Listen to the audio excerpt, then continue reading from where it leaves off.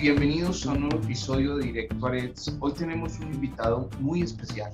Es una entrevista bastante especial y es, por supuesto, Pablo Beltrán, quien fuera el máximo negociador del grupo ELN con el gobierno de Juan Manuel Santos y la negociación de la paz. Hoy vamos a hablar de qué sucede con esta negociación, de qué ha sucedido desde que llegó el presidente Duque al poder en Colombia y, por supuesto, de la guerra y la paz, que es tristemente lo que ha definido quizás la historia del conflicto y de la reciente Colombia. Bienvenido, Pablo Beltrán. Bueno, a usted, Diego, y a sus, entiendo que es video, o sea, a sus seguidores, por decirlo así, y con mucho gusto, acá desde La Habana, para hablar con ustedes y que tomemos este tema de la paz, que es tan importante para todos los colombianos. Entonces, dígame por dónde comenzamos. Pues comencemos por usted. Comencemos por usted, si le parece. Yo quiero que nos cuente un poco, porque en Colombia hay mucha desinformación y no se sabe quién es quién. Entonces, ¿quién mejor que usted para contarnos quién es usted y cuál fue su papel en las negociaciones con el ELN? Bueno, los congresos del ELN discuten estos asuntos de la paz y nombran los negociadores. Entonces, el anterior congreso del ELN hace 5 años me nombró a mí para este trabajo de la solución política en Colombia y yo le tengo que rendir cuentas a ese congreso dentro de 5 años. O sea que así el actual gobierno de Duque diga que no quiere en el momento unos diálogos de paz, nosotros no nos disolvemos como delegación de diálogos, seguimos activos y esperamos de que cambie de parecer. ¿Por qué lo eligen a ser el negociador, digamos, más importante? ¿Qué características cumple usted o su historia para ser el negociador de semejante grupo y semejante, pues, carga histórica? Ser el jefe negociador de cualquier ejército no es fácil. Es muy difícil porque, claro, se trata de una agenda de negociaciones que tiene 2 puntos. 1, ponerle fin al conflicto armado y 2, acordar transformaciones. Entonces eso es una tarea muy grande. A nosotros nos anima mucho y creemos que con eso aportamos a pasar la página de la guerra. En el caso mío, pues a mí me eligen, yo pienso que por 2 cosas. 1, desde que comenzó toda esta discusión al interior del ELN de la solución política, yo he estado presente en todas las decisiones, o sea, en todos los congresos que han discutido esto. Y conocen cuál es mi posición al respecto. O sea, ahí dijéramos un componente de confianza política. Y segundo, también tengo alguna experiencia porque yo comencé en estos lides de la negociación y dijéramos, de las agendas de paz y solución política desde el año 98, una reunión que hicimos con distintos representantes de la sociedad colombiana y ahí eso fue muy famosa porque se llamó los acuerdos de Puertas del Cielo, que fueron muy inéditos porque era la primera vez que una guerrilla hacía acuerdos en directo con representantes de la sociedad. De ahí salió un pacto de humanización muy importante y no me lo está preguntando, pero por ejemplo, en esa reunión estuvo el anterior presidente Juan Manuel Santos, estuvo el anterior vicepresidente de Uribe, Pacho Santos, estuvo el jefe de los ganaderos de ese momento, que era el contradictor más enconado en todos los temas de paz. Estuvo representantes de la iglesia, del periodismo. O sea que fue una amplia gama de representantes de la sociedad y que se hizo algo muy inédito, que es un pacto de humanización entre la sociedad y una guerrilla. Eso fue el preludio que abrió las puertas para después dijéramos, unas rondas de negociación con el presidente que entraba, que era Andrés Pastrana.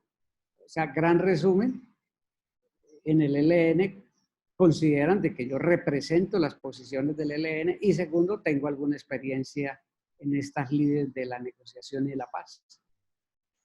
Quiero preguntarle por qué ha sido tan difícil, ya casi que se van a cumplir 30 años de los intentos de diálogo, ¿por qué ha sido tan difícil hacer la paz con ustedes y de alguna manera por qué ha sido tan difícil negociar o dialogar o hacer la paz? ¿Por qué es difícil hacer la paz, Pablo Beltrán? Bueno, yo pienso que la pregunta es la pregunta del millón. Los colombianos en los últimos 70 años nos hemos matado por diferencias políticas. Después de 10 años de esa primera guerra civil que fue la violencia, en el año 57 se reunieron los dos máximos dirigentes que se enfrentaron, que fue Laureano Gómez y Alberto Lleras por el Partido Liberal y Laureano por el Conservador. Se reunieron en los balnearios de Europa y es histórico lo que dijeron. Bueno, vamos a ponerle fin a esto. Y la primera conclusión que sacamos los dos es que ambos somos responsables. Eso fue lo que dio origen al pacto del Frente Nacional, a un plebiscito y a que comenzara un cierto interregno de pacificación que después se dañó. Pero le menciono esto ¿por qué? Porque es que en la paz no se trata de que se acaben los conflictos, no. Se trata de sacar la violencia de la política. Y ese es el propósito. Y eso está consignado en la agenda que firmamos con el gobierno de Santos. Nosotros tenemos esa disposición, pero lo que encontramos es que de la élite gobernante en Colombia no tienen esa disposición. Y no tienen esa disposición por un asunto muy simple, pero gravísimo. Uno tiene que asumir la responsabilidad por sus hechos, por lo que hace, por lo que, no solamente por lo que hace bien, sino por lo que no hace bien. Y esa responsabilidad no la encontramos nosotros en la élite dirigente colombiana. Ese, a juicio del ELN, es el principal obstáculo para hacer la paz. Con esto no estoy diciendo, por ejemplo, que me entienda bien, nosotros somos una organización alzada en armas porque consideramos que no hay las condiciones en la legalidad del Estado colombiano para competir y llegar al poder. Ese es nuestro alzamiento armado. Y consideramos que eso no es erróneo. ¿Qué consideramos que es erróneo? Cuando hay violaciones de derechos humanos o violación a los derechos de la guerra o violaciones al derecho humanitario que hacemos en nuestras acciones de guerra. Entonces nosotros decimos, eso no se debe hacer, no es nuestra línea, lo reprobamos, lo rechazamos y cuando es del caso que hay errores graves de este tipo, pedimos perdón. Entonces nosotros distinguimos qué es lo que consideramos que estamos haciendo bien y qué es lo que consideramos que no estamos haciendo bien y asumimos responsabilidad por ambas. Cuando yo le coloco esto como ejemplo, es lo que nosotros quisiéramos escucharle a los dirigentes que mandan en Colombia, a esa élite dirigente. Pero sinceramente le digo, no hemos encontrado ese interlocutor que esté dispuesto a asumir responsabilidades. ¿No lo encontraron con Juan Manuel Santos? Parcialmente sí. ¿En qué sentido? Nosotros creo que con Santos encontramos un interlocutor que hacía propuestas y oía propuestas. Y eso fue posible bajo el delegado que él tenía en la mesa, Fran Per, pactar una agenda de conversaciones que ahí está, que es un acuerdo con Fran Per o con Santos, no es un acuerdo de Estado. Y en tal sentido nosotros lo defendemos. Entonces, en ese sentido, pensamos de que sí hay un buen inicio. Le voy a colocar un contraejemplo. El punto 4 de víctimas de la agenda nuestra dice que el principal objetivo es satisfacer los derechos de las víctimas, las que sean. Y eso significa entonces que haya justicia, verdad, reparación, garantías de no repetición. Y nosotros estamos dispuestos a eso. Pero pensamos que eso que quedó escrito ahí, que es algo correcto, irlo a llevar a la práctica va a tener muchas dificultades que no dependen del gobierno que lo firmó, sino que del gobierno o de los dirigentes, porque aquí estamos hablando de dirigentes de Colombia, que quieran llevar eso a la práctica. Ahí es donde nosotros encontramos de que no hay una, dijéramos, un valor civil, para ponerle un nombre, para asumir las responsabilidades por lo que se hace. Le coloco otro ejemplo histórico. Uno de los dirigentes conservadores más radicales que ha tenido Colombia se llamó Gilberto Alzate Avendaño, por ahí en los años 60. Pero era un hombre que tenía valor civil. Entonces le preguntaron, oiga, doctor Avendaño, ¿y los pájaros qué? Que eran los paramilitares de esa época. ¿Y él qué dijo? Dijo, hombre, nosotros creamos los pájaros, pero se nos salieron de las manos. Eso es valor civil. Hoy no hay un solo dirigente que tenga ese valor civil. Entonces, ese es el reclamo nuestro. Y para que esto salga adelante, hay que asumir responsabilidades. Y si usted, que es un observador agudo de la realidad colombiana, mire uno por uno los dirigentes a ver cómo asumen sus responsabilidades. Son absolutamente lavados de manos. Pablo Beltrán, hay un tema y es que nunca antes, hasta las elecciones pasadas, hace 2 años, la izquierda en Colombia había tenido tanta posibilidad de llegar al poder realmente. Con Gustavo Petro uno ve siendo neutral y tratando de leer esto desde un plano puramente político, de que nunca antes la izquierda había tenido tantos votos y se le había respetado la vida a los dirigentes de izquierda. ¿Usted está de acuerdo conmigo en que estamos viviendo un momento muy distinto de la historia colombiana? Y por eso le voy a hacer esta pregunta. ¿Qué tan válido es en este momento estar alzado en armas en el contexto que vive Colombia de una transición hacia una democracia quizás moderna, una democracia donde la libertad política pues se respeta? Que también es cierto, Pablo, y usted a reconocer de que los logros políticos que ha obtenido la izquierda electoralmente han sido al final muchísimo más grandes que los logros que han tenido las guerrillas en décadas de conflicto. Sí, sí, sí, de acuerdo. De acuerdo. Usted ha oído hablar de William Ospina, ¿cierto? Sí, claro, un gran escritor. Bueno, William decía el año pasado, porque él además es muy buen historiador. Él decía que cada 15 años, o sea, cada generación, las élites en Colombia convocan a un proceso de paz. Y caracterizaba ese proceso de paz con 3 elementos. Primero, desmovilización. Segundo, le echan la culpa al desmovilizado de todo lo que pasa. Y tercero, nada cambia en Colombia.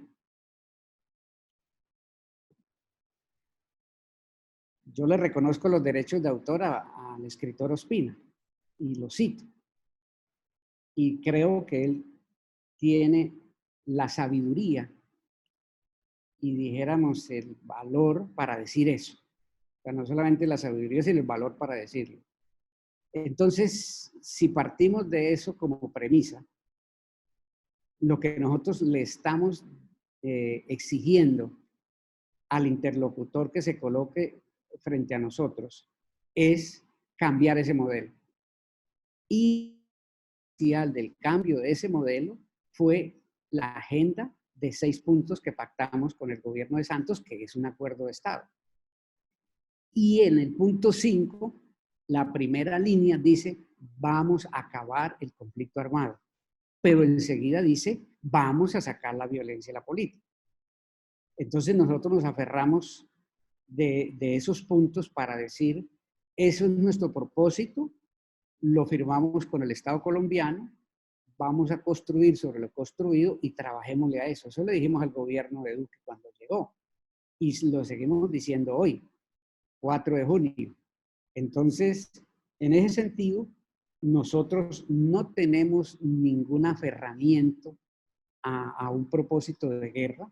Lo que hemos firmado en esa agenda lo consideramos válido, lo consideramos algo a defender y a seguir construyendo como una gran primera piedra sobre ese acuerdo para que haya un edificio de paz. Esa es la oferta del ELN y ese es el esfuerzo. Entonces, en ese sentido, esa es la perspectiva, pero una cosa son los papeles y otra cosa es la realidad. Le digo un ejemplo. ¿Qué es lo que más está violentando, sacar la violencia a la política? El asesinato de líderes sociales, opositores y excombatientes. O sea, que mientras que supuestamente el proceso de paz nos debía llevar a un posconflicto, nos lleva a un nuevo tipo de conflicto donde las víctimas, que son víctimas desde persecución, hostigamiento, seguimiento, chuzadas, atentados, desaparición, hasta muerte, ya no son los guerrilleros que tienen uniforme y fusil, sino son los líderes de esas comunidades que no están de acuerdo con los proyectos de uno u otro gran empresario nacional o extranjero. Entonces es otro tipo de conflicto que ya no es el clásico antisubversivo centrado en la guerrilla armada, sino es otro tipo de conflicto antisubversivo centrado en los civiles desarmados que desarrollan protestas que no son violentas. Entonces eso se llama una degradación del conflicto, eso no se llama una superación del conflicto. ¿Usted cree que es un fracaso las negociaciones de La Habana con las FARC y el gobierno Santos? ¿Hoy podemos calificarlas de fracaso? El Ministerio de Relaciones Exteriores de Cuba, el lunes pasado, le hizo 2 llamados al gobierno colombiano. Llamado 1, diga si el proceso de paz existe, cómo va, si lo va a cumplir o qué va a cumplir o qué no va a cumplir. Esa última parte ya la interpreto yo. Usted debe conocer el texto de la declaración. Segundo, sí, dentro de ese estado actual, diga para qué servimos los garantes. Entonces, si no hay, interpreto yo. Entonces, si no hay proceso de paz, quiere decir que no hay garantes. Y si hay proceso de paz, entonces, ¿para qué sirven los garantes? Entonces, esas preguntas están sobre la mesa, las debe responder el gobierno colombiano de manera oficial, y yo pienso que los actores de ese proceso son 2. El gobierno que debe seguir y debe decir qué de ese proceso acoge y qué no. A nuestro juicio, solamente le interesa la desmovilización y a las malas. Hay 500,000 de guerrilleros de la FARC en las cárceles y no les cumplen nada. El anterior delegado de Naciones Unidas de la misión de verificación, que es un diplomático muy experimentado en 10 guerras, le pregunté yo una vez, Arnaud, y en el proceso de paz, ¿qué cree usted que es lo más importante? Dijo, hombre, por lo menos que les den tierra y que lo saquen de la cárcel. Entonces, si colocamos de un observador internacional esos 2 parámetros para medir, ninguna de las 2 cosas ha ocurrido, para decir algo. De un observador internacional. Para resumirlo, usted citando al observador internacional como ejemplo, usted dice, este proceso fracasó. Le han buscado otro nombre, más nosotros los colombianos somos maestros en los eufemismos. Se ha dicho que es fallido. Yo pienso que con las FARC, para el lado de las élites, es un éxito, porque desvertebró las FARC. Del lado de las FARC, ellos mismos tendrán que decir, porque yo no me puedo erigir en vocero de ellos, pero del lado de la sociedad colombiana,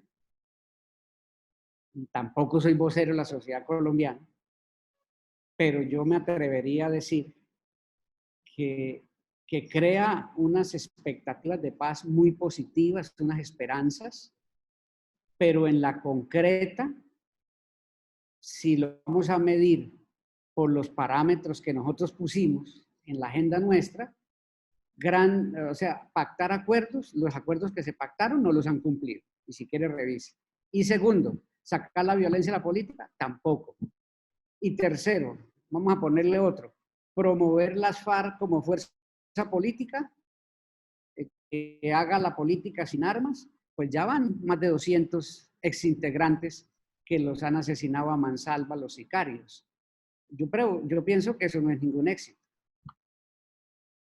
Pablo, cuando uno piensa en la historia de Colombia y en las decenas de guerrillas que se han armado y que han continuado su lucha también y que han aportado a este conflicto también muchísimos muertos y muchísima tristeza en muchas familias y muchas capas de la sociedad. Uno se pregunta, siempre la pregunta aquí se hace desde lo político, y hoy quiero preguntarle algo desde lo militar, y es, ¿por qué le ha quedado tan difícil al Estado y por qué le queda tan difícil al Estado cuando lo ha intentado? Lo ha intentado con mucha fuerza y poniendo muchos recursos del país en esa guerra. ¿Por qué no se le ganó militarmente a las FARC? ¿Por qué a ustedes no se los pudo derrotar militarmente? Yo hace poco entrevisté a Álvaro Uribe en este programa, hace menos de 15 días, y yo le pregunté eso. Yo le dije, presidente Uribe, ¿cómo es posible que ustedes prometen 4 años y que en 4 años los derrotan, otros 4 y los derrotan, y otros 4 años? ¿Cuántas décadas? ¿Por qué militarmente ustedes son aparentemente invencibles? Bueno, la doctrina militar dice una cosa: la guerra de guerrillas nunca tiene terminación por la vía militar. O sea, un Estado, por más poderoso que sea, puede lograr disminuir o proponerse otro objetivo, no acabar. El Estado que se proponga acabar la guerra de guerrillas por la vía militar es un ignorante. Esa es la teoría, esa es la doctrina. Y usted sabe que la humanidad está haciendo guerras desde que peleaban con carracas de burro. O sea, de eso la humanidad es maestra en la guerra.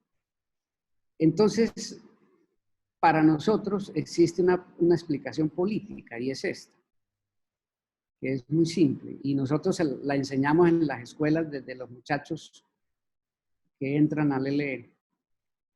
El día que a alguno de ustedes le falte a las comunidades de donde vienen o a donde van a estar, ese día el ELN comienza a acabarse. Dicho de otra manera, el día que las armas del ELN sean un motivo de agresión para el pueblo, el ELN está firmando su acta de defunción. No se compadece que una guerrilla que dice que es del pueblo, dijéramos, le quite recursos económicos a la gente pobre. Segundo, o que se lleve un hijo a las malas a la guerra. Eso no se concibe. O tercero, o que haga operaciones militares al lado de la casa de un pobre. O sea, que hay cosas de la guerra que si no se hacen bien, separan a la guerrilla del pueblo. Y esa parte, por supuesto, son errores que se pagan porque uno tiene que, la gente lo tiene que identificar que uno es uno más del pueblo empobrecido y excluido. Cuando uno no tiene esa identificación, comienza a perder, comienza a perder. Esto quiere decir que las comunidades en donde se encuentra el ELN, y estamos hablando del Arauca, del Catatumbo, protegen al ELN. No tanto que lo protejan, sino que consideran que es una fuerza que no los agrede, o sea, que no es una fuerza punitiva ni invasora.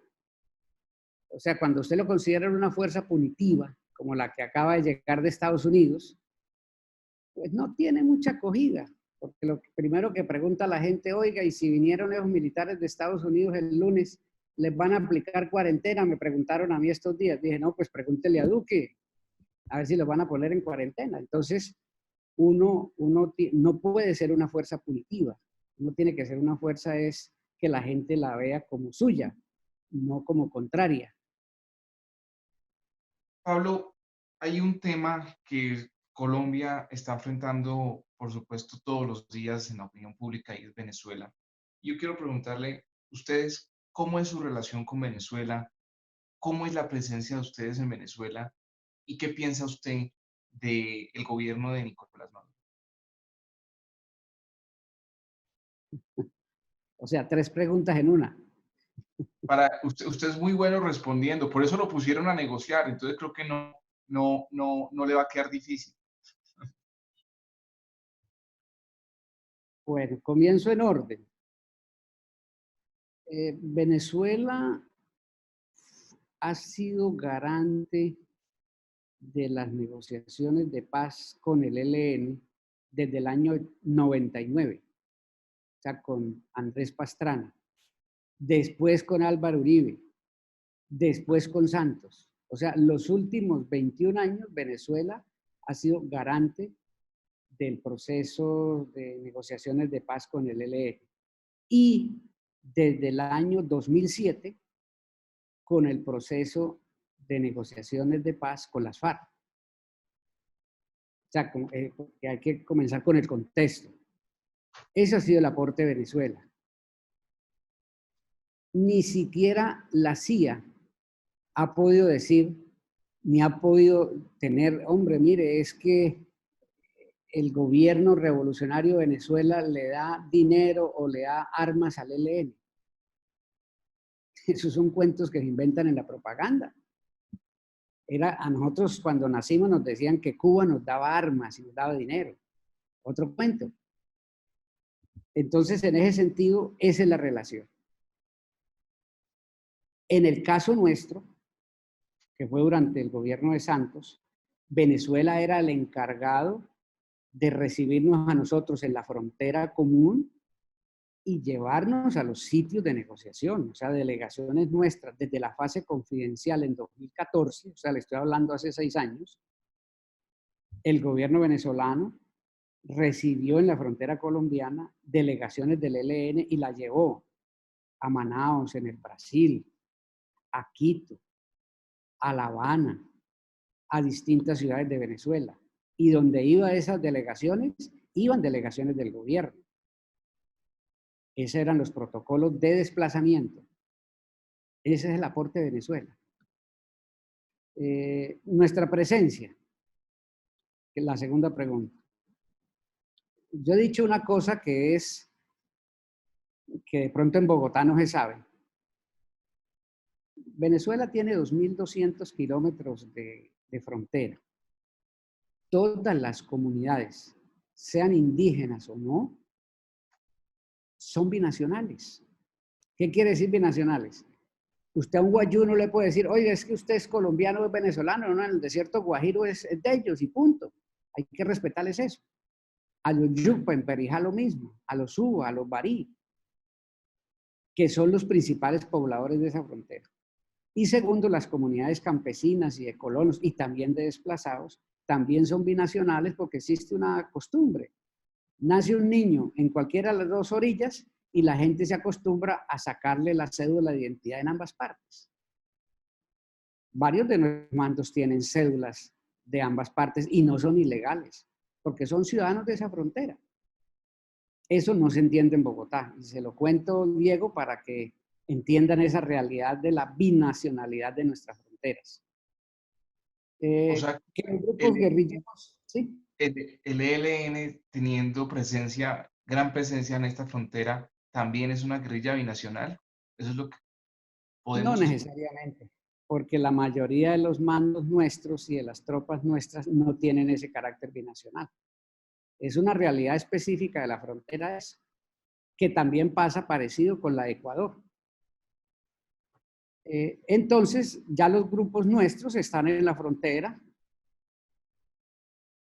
No quiere decir que entonces nosotros estemos, como han dicho hasta en los estados del oriente de Venezuela, allá donde cae el Orinoco al Atlántico, no, pero sí estamos en la frontera. Y claro, eso sí es un problema porque es una frontera supremamente difícil de contrabandistas, de grupos paramilitares, de narcos, de mafias. Y le coloco un ejemplo. Vamos a colocar un ejemplo, el más simple. En Ecopetrol tienen estimado hasta el año pasado que de Colombia, de Venezuela, diariamente venían 40.000 barriles de petróleo el año pasado, hasta el año pasado. Ahora es al revés. Ya no está llegando eso por la crisis petrolera en Venezuela. ¿Pero qué quiere decir? Que siempre había un contrabando histórico. Histórico es, póngale 100 años. ¿Por qué? Porque en Venezuela siempre, hasta la semana pasada, el petróleo valió menos que el agua. O sea, valía más un litro de agua que un litro de petróleo. La semana pasada comenzaron a subir los precios por la crisis de producción que tienen. Pero eso durante 100 años fue así. Entonces, en Colombia, con una gasolina que está a ¿cuántos dólares? Carísima. Sí, está ¿Qué? alta. $7. No sé bien, que no tengo carro. Entonces, si usted tiene una gasolina a precios de centavo al otro lado y tiene $7 aquí, pues es un negocio redondo. ¿Cómo funciona ese negocio? Pues las mafias sobornan autoridades de ambos lados. Esa es la frontera.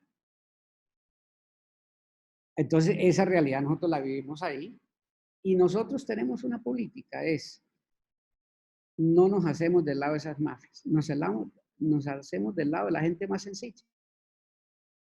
Y claro, eso crea conflictos y crea tensiones y crea disputas. Esa es la segunda pregunta. La tercera, ¿me la repite? La tercera es, ¿cuál es la relación entre ustedes y el gobierno Maduro, el gobierno Nicolás Maduro? Bueno, eh, yo pienso que como hubo una ruptura de relaciones entre Colombia y Venezuela, no me acuerdo en qué año fue el año pasado, un año. Llevan un año sin embajador en ambas partes. Eso ha afectado sensiblemente. Le estoy hablando de principios del 19, o sea, febrero.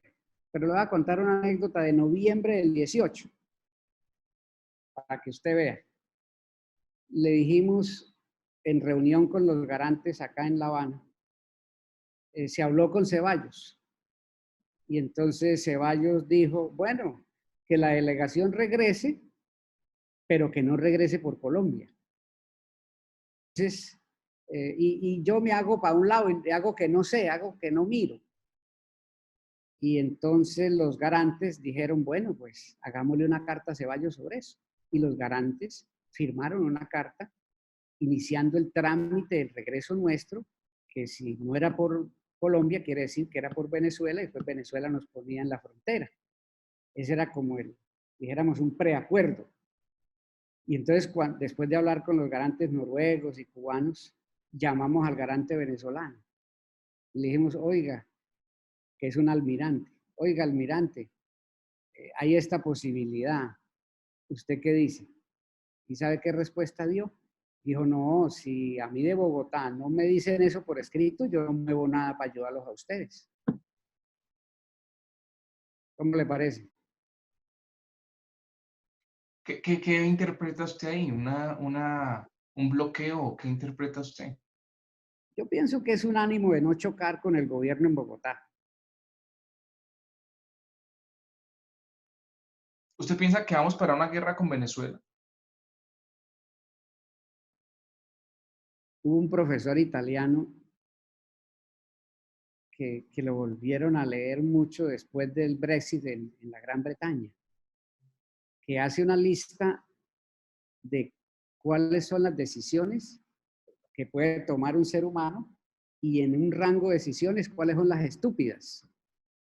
Define que las decisiones estúpidas es cuando uno hace daño al otro y se hace daño a sí mismo. Yo no pienso que los colombianos tengamos esos niveles de estupidez. Leyendo nuestro conflicto, yo lo pondría en duda, Pablo Beltrán, pondría en duda un país que sea masacrado como el nuestro y donde todos han aportado a esa masacre. Creo que pongo en duda de que no tengamos esa estupidez. Sin embargo, quiero hablarle de Álvaro Uribe de nuevo, porque tengo entendido que él ha provocado reuniones con gente del ELN, quizás él no personalmente, pero sí gente muy cercana a él. ¿Cómo lo ven ustedes? ¿Cómo negociarían ustedes? ¿Cómo sienten ustedes a Álvaro Uribe para una negociación? ¿Usted cómo lo ve a él? Bueno, el ELN ya tiene esa experiencia, o sea, no es teoría. Entre 2005 y 2007 se hicieron una ronda de negociaciones en Venezuela y acá en La Habana. A mí me correspondió estar en la de La Habana eh, desde enero de 2007 hasta septiembre de 2007. Y el delegado era el psicólogo personal del Luis Carlos Restrepo.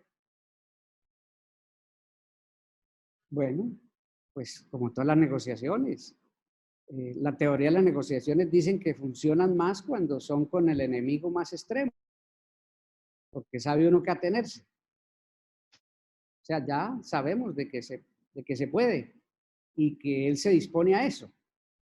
Ya ahora no sabemos qué está pensando, si es que quiere o no puede. ¿No? Eso sí no lo hemos logrado descifrar todavía.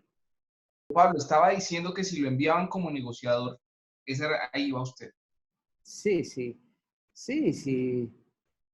Si el interlocutor, que es el Estado, nombra un delegado, pues nosotros no lo vamos a objetar, porque es el que ellos han decidido, están en su soberanía, en su autonomía.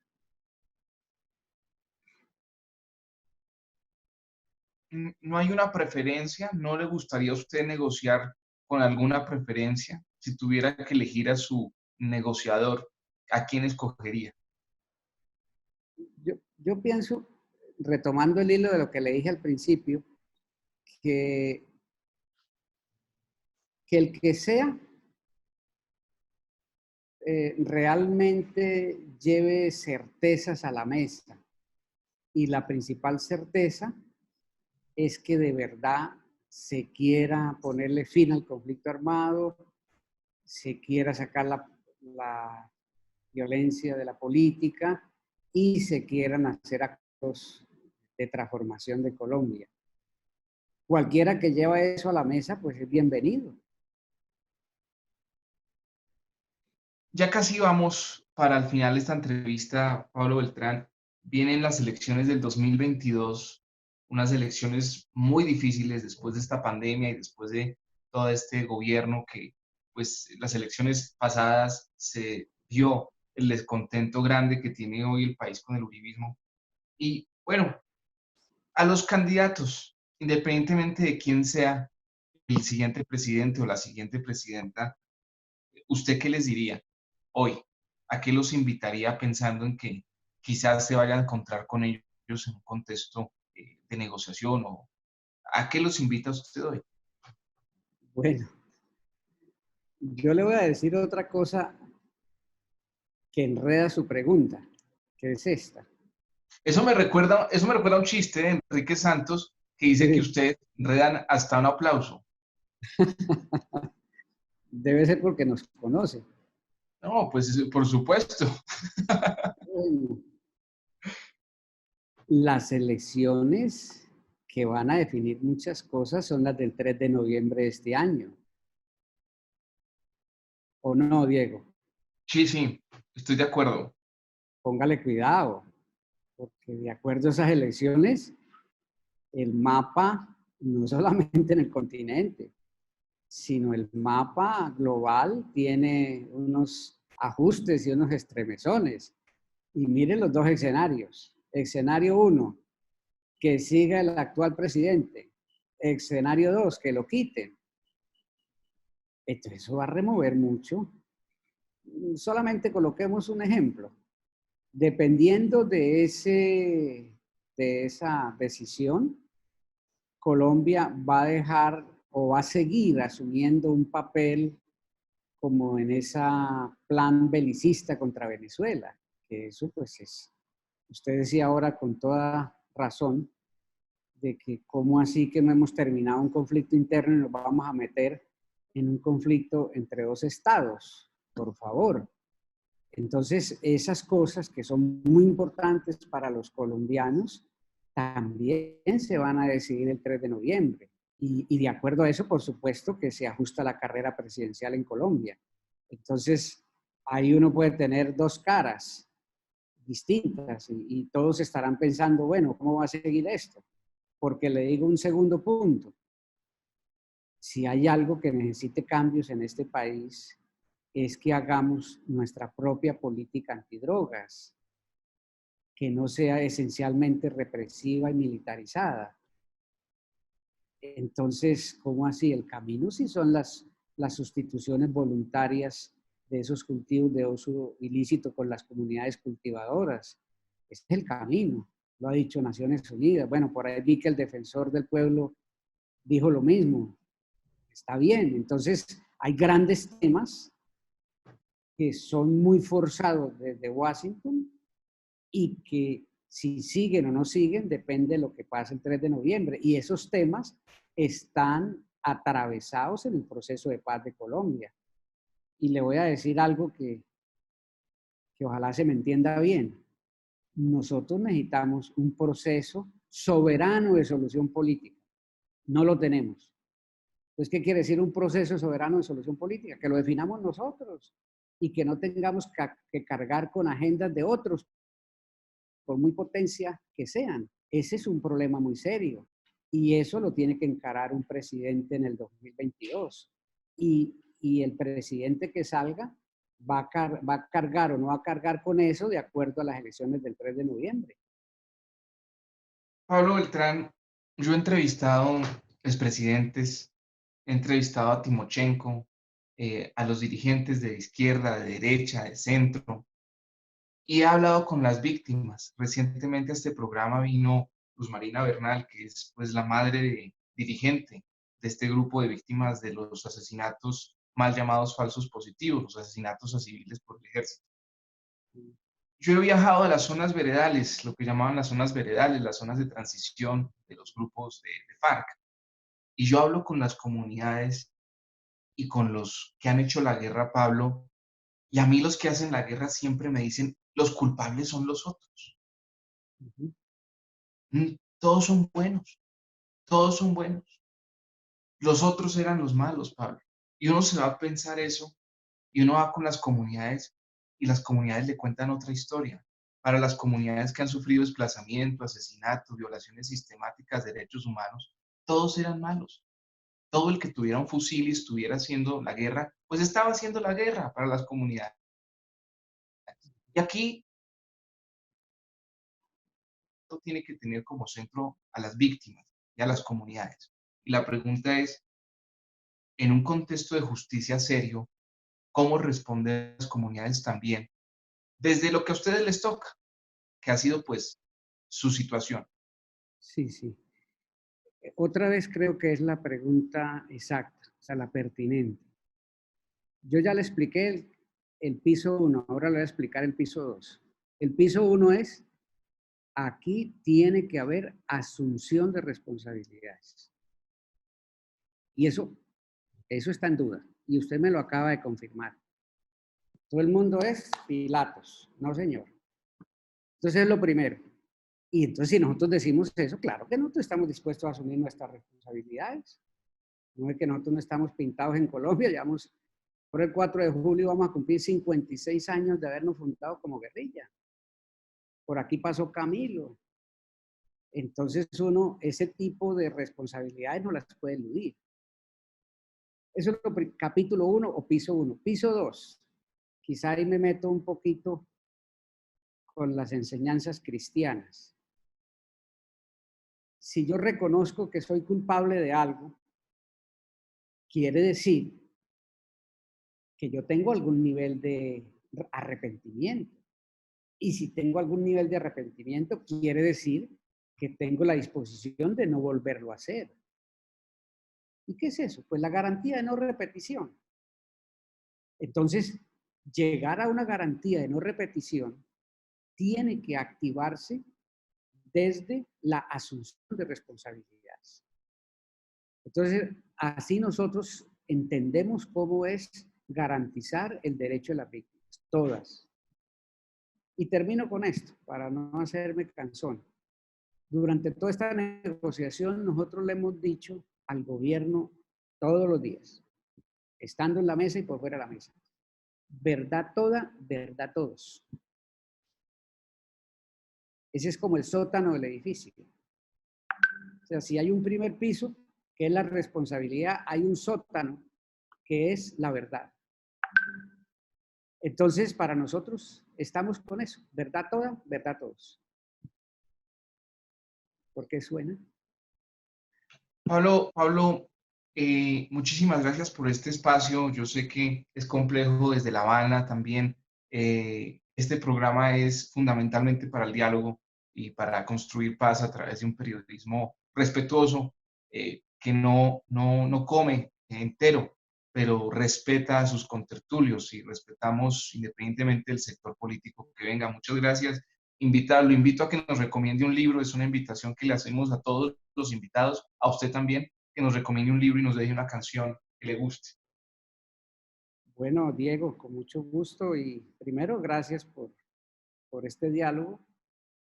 Y yo lo hago con plena sinceridad y disposición y le digo, nosotros en el ELN no somos amigos de las fake news ni de autojustificaciones. El libro, hay un libro que Germán Castro Caicedo hizo en 2001 que se llama Las manos en alto, donde explica, creo que es de Planeta, eso se puede cobrar esa publicidad, ¿cierto? Pues cóbrela usted. Se la dejo, para que pague el internet. Eh, es, es la historia de cómo ha sido la presencia de Estados Unidos en la guerra en Colombia. Entonces, es una investigación muy rigurosa. Y ahora que están estos señores que llegaron el lunes, que yo no sé si los tengan en cuarentena o no, es bueno volverlo a leer. Y una canción está es muy importante tenerla en estos días de pandemia y de cuarentena y de incertidumbre. Dicen que para salir de la incertidumbre se necesitan certezas de qué es lo que quiere uno y para dónde va. Entonces la canción se llama Resistiré, no sé si usted la ha escuchado. No, ¿de quién es? Es una canción como española, creo. Ahí sí, Resistiré. no pase el examen. No pasó el examen, pero al menos dejó el dato. Sí, sí.